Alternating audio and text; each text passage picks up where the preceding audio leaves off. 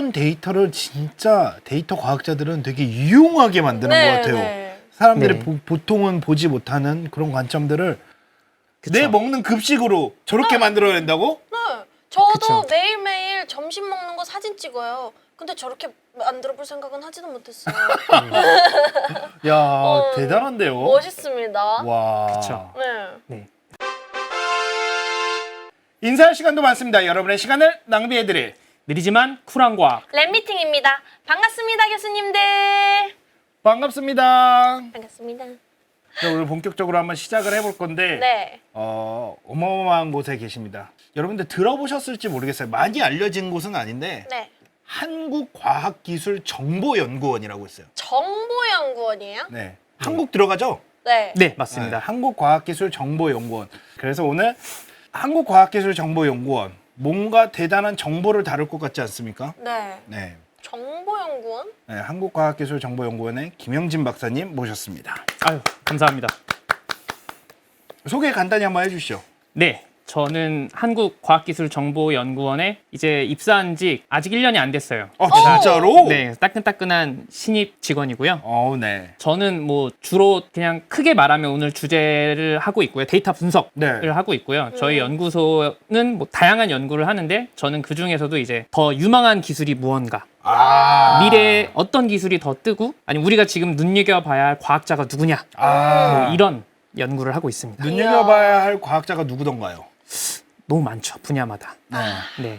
나중에 적어서 엑셀 파일로 공유해 주시면은 저희가 하나 둘씩 만나 모시도록 뵙는 걸로. 만나 뵙도록 네. 하겠습니다. 네, 알겠습니다. 그래서 오늘 이제 주제가 데이터 사이언스, 네. 데이터 과학자는 데이터 사이언티스트는 이렇게 산다. 음. 데이터 사이언티스트의 희망과 절망. 네, 맞습니다. 절망도요? 네. 네. 되게 절망이라고는 없을 것 같은 얼굴과 표정을 하고 계시는데 생각보다 절망이 있나 봐요. 그런가 봐요. 그래서 오늘 그 이야기를 한번 들어보려고 네. 모셨습니다. 김영진 박사님 모셨고. 네, 그러면은 오늘 데이터 과학자의 일상, 네. 희망과 절망편 본격적으로 시작해 보도록 하겠습니다. 그래서 가장 먼저 제가 이제 데이터 과학자의 일반적인 모습들, 다른 분들이 생각하는 데이터 과학자에 대해서 먼저 설명을 드리도록 하겠습니다. 네. 네. 그럼 데이터 과학자란 이란 것부터 시작을 해보겠습니다. 네. 야. 네, 데이터 과학자란. 그래서 먼저 이 6가지, 이게 미국에서 유행하던 요런 짤들이 있죠. 네, 이런 밈이 네, 밈이 유행하잖아요. 있었어요. 네. 있어요. 그래서 이제 데이터 과학자들을 서로 다른 내 주변 사람들이 혹은 내가 어떻게 생각하는가에 대해서 이제 가져와 봤는데, 네.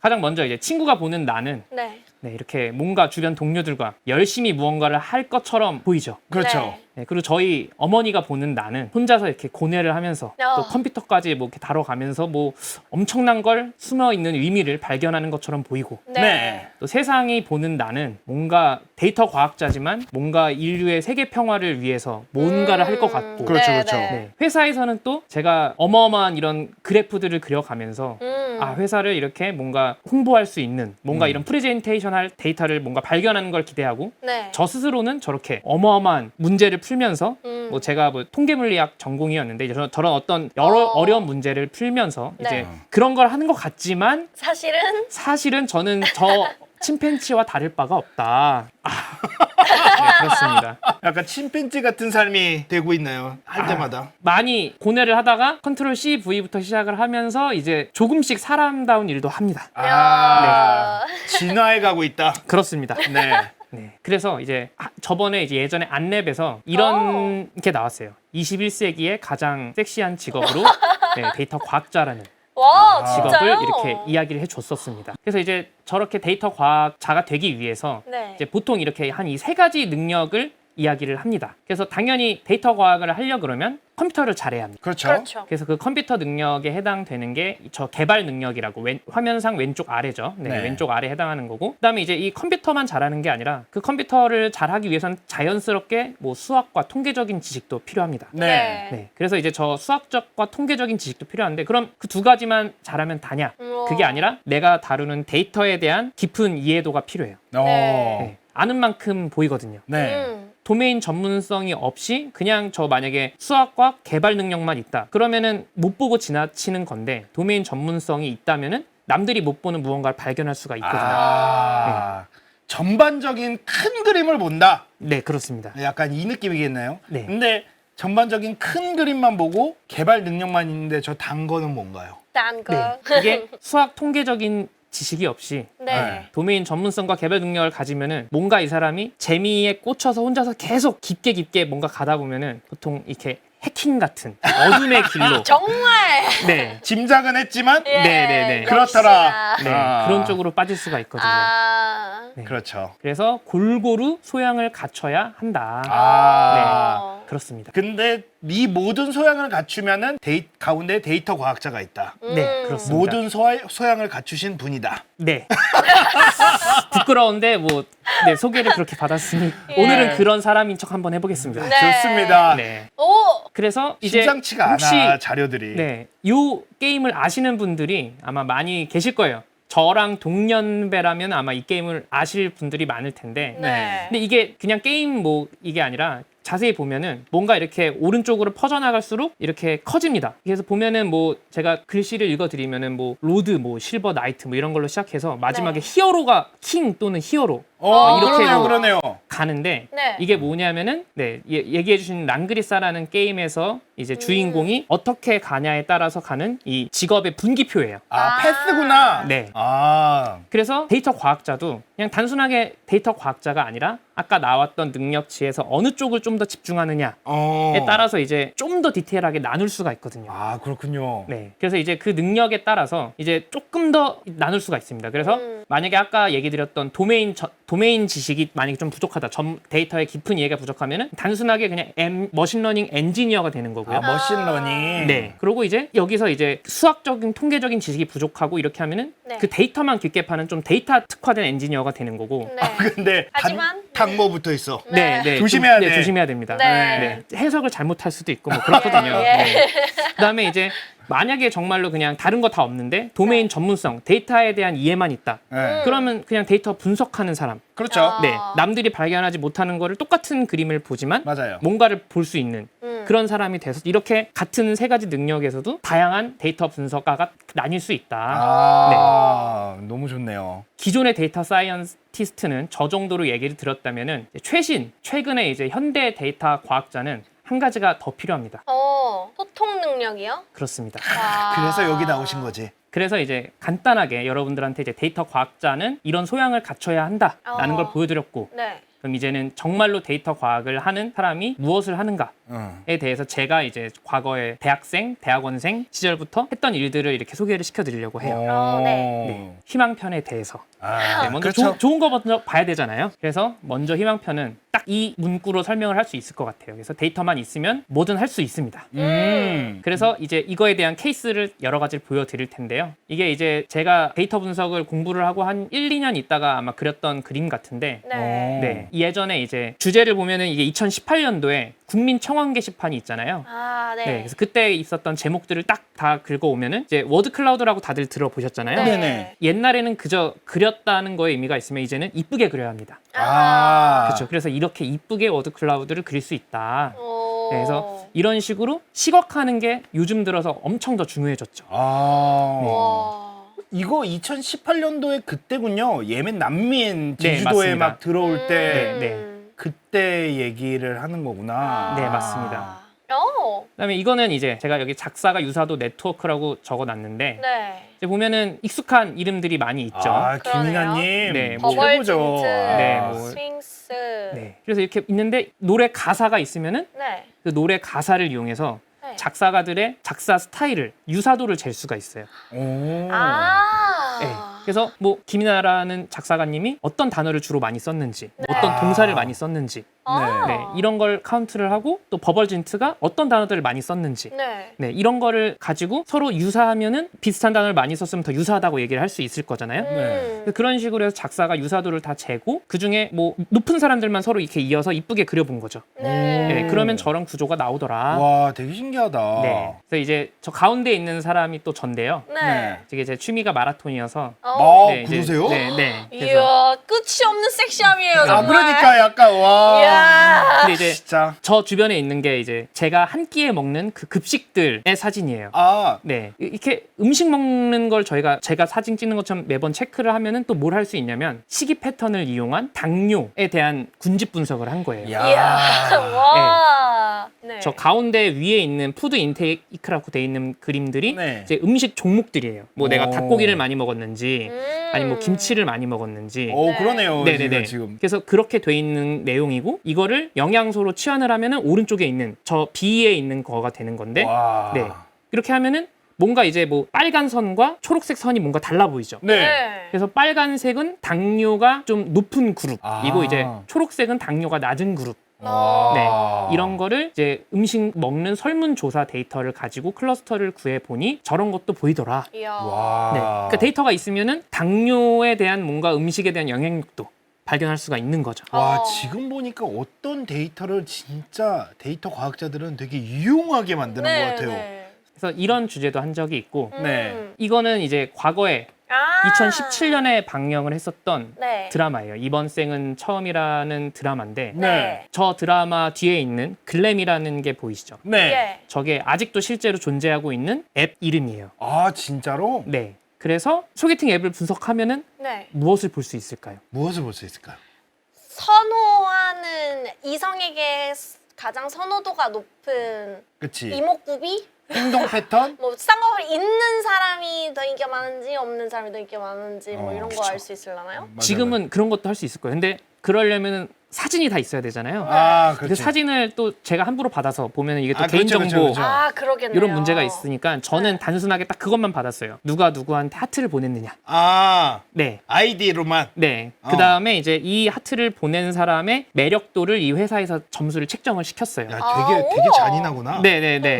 좀 맵네요. 그러면 제 어. 스스로의 점수도 볼 수 있나요? 와. 그거는 안 보일 거예요. 어머. 네. 근데 안 보이는데 이제 그 회사에서 점수를 가지고 있고 그거에서 어떤 점수를 가지고 있는 사람이 어떤 점수를 가지고 있는 사람한테 좋아요를 보냈느냐. 아 이런 데이터가 이제 제가 받은 데이터예요. 그래서 그걸 가지고 단순하게 살펴봤더니 네. 저렇게 보시면은 위에 있는 파란색은 남자의 점수 분포고요. 네. 그다음에 오른쪽 아래에 있는 주황색은 여자의 점수 분포예요. 네. 우리나라는 최소한 소개팅 앱을 쓰시는 분들은 네. 평균 점수가 여자가 훨씬 높다. 아. 우선 이게 그냥 간단한 이거 통계고요. 네. 네. 그런데 이제 보시면은 저 위에 있는 이제 점들 있잖아요. 네. 밑에도 점이 있고 저거는 저 점수에 해당하는 사람이 어느 점수에 있는 사람한테 호감을 보냈냐. 인 거예요. 근데 여기는 지금 매칭이 잘 되죠. 뭐 어떤 매칭이 잘 되는 거예요? 본인의 점수 분포하고 네. 호감을 네. 보낸 사람들의 점수 분포가 뭔가 뒤에 있는 점과 음. 지금 제 실선으로 그려놓은 저게 지금 뭔가 좀 비슷해 보이잖아요. 네. 네네. 그쵸? 분포도가. 네. 그래서 보낸 거는 그냥 당연히 많은 사람이 많은 쪽에서 많이 보낸 거예요, 호감을. 네. 네. 여긴 뭔가 좀 다릅니다. 어이? 어디가 좀 다르죠? 남성이요. 그쵸. 이거는 받은 걸 그려본 거예요. 아. 여자들은 먼저 남자들이 보낸 것도 그냥 비슷한 점수들이 많이 보냈는데 받은 걸 보면은 60점에서 80점 사이 사람들이 가장 많으니까 네. 그 사람들이 점수를 그냥 많이 하트를 많이 받은 거예요. 아, 그냥 여성이 받는 거는 일반적이다. 네, 근데 남자들이 받은 건 야, 남자는 남자들은 40점에서 60점이 가장 많거든요. 네, 어. 보내기는. 써. 네. 매워요. 근데 야, 잔인하다. 근데 나쁜 건 누가 나쁜 걸까요? 여자요. 그쵸. 여자분이 나쁜 겁니다. 그래. 죄송합니다. 와, 야, 이거 재밌다. 네. 뭐 예. 그런 내용이고 근데 저거 당시 제가 했던 때는 아마 2018년도 이때였으니까 지금은 또 바뀌었을 수도 있습니다. 야. 네. 네. 아.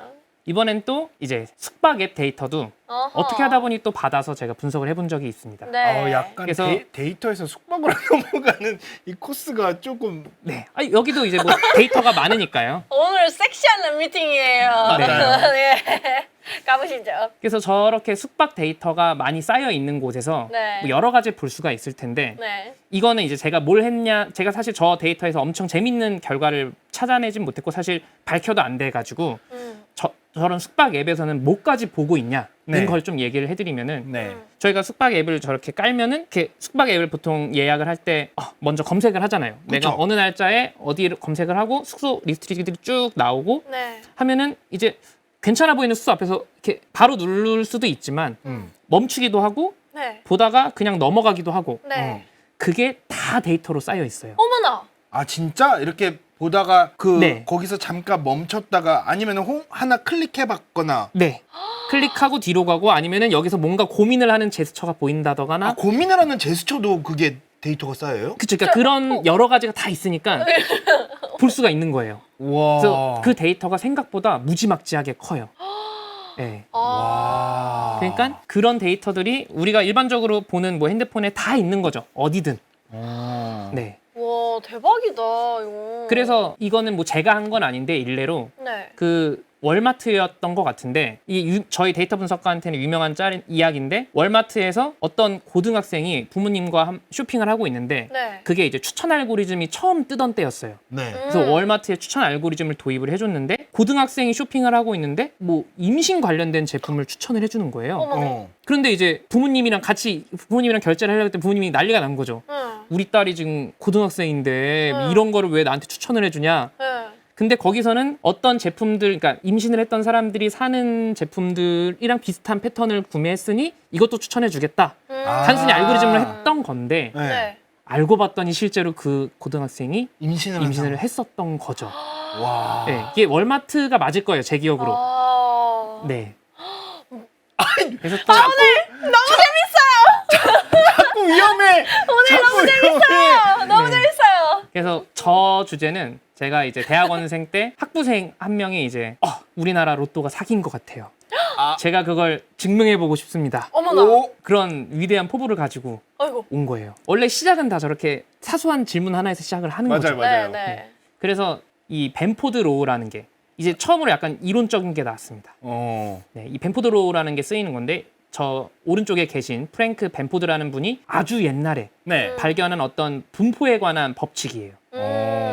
숫자들이 많잖아요. 네. 이 숫자들의 가장 왼쪽, 그러니까 가장 큰 자리에 있는 숫자를 퍼스트 디짓이라고 하는데 네. 그쵸, 그거를 다 떼서 이제 어. 분포를 개수를 세서 살펴본 거예요. 그러니까 예를 들면은 1하고 10하고 그다음에 뭐 만 이런 거는 다 1을 그쵸, 뗀다는 거죠. 그쵸. 아, 첫 네네. 1의 자리가 아니라 가장 앞자리. 앞에 네. 자리. 네, 네. 큰 자릿수. 음. 그거를 떼서 재봤더니 자연에 있는 뭐 강의 길이라든지 어. 아니면 산의 높이라든지 이런 게 다 똑같은 분포를 따른다는 거예요. 오. 신기하죠? 네. 그래서 그게 벤포드 로우라는 걸 발견을 했는데 이게 왜 로또를 검증할 때 쓰이냐?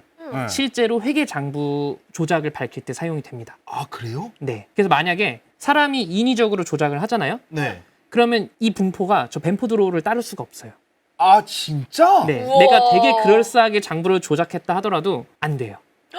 우와. 심지어 저 벤포드 로우는 예를 들어서 우리는 10진법을 쓰잖아요. 네. 뭐 11진법, 20진법 뭘로 바꿔도 다 똑같은 방식으로 분포가 유지가 돼요. 우와. 네, 그러니까 저 법칙을 장부를 떼서 그냥 그 앞자리들을 쭉 떼가지고 분포 확인해봤어. 근데 이상하다. 응. 그러면 지금 이 회사의 장부는 뭔가 이상한 거예요. 아, 진짜? 네, 그러면은 약간 데이터를 다 들여보기 전에 그냥 숫자만 쫙 크롤링 해가지고 네, 앞에 맞아요, 자리만 맞아요. 쫙 네. 봐가지고 분포를 보고 맞습니다. 일단 이상한 패턴이 나오네? 아, 패턴이 안 나오네? 네, 그러면은 조작이 어딘가 있는 조작이 거다. 어디에 있는 거다. 네, 우와, 몰랐어요. 그쵸.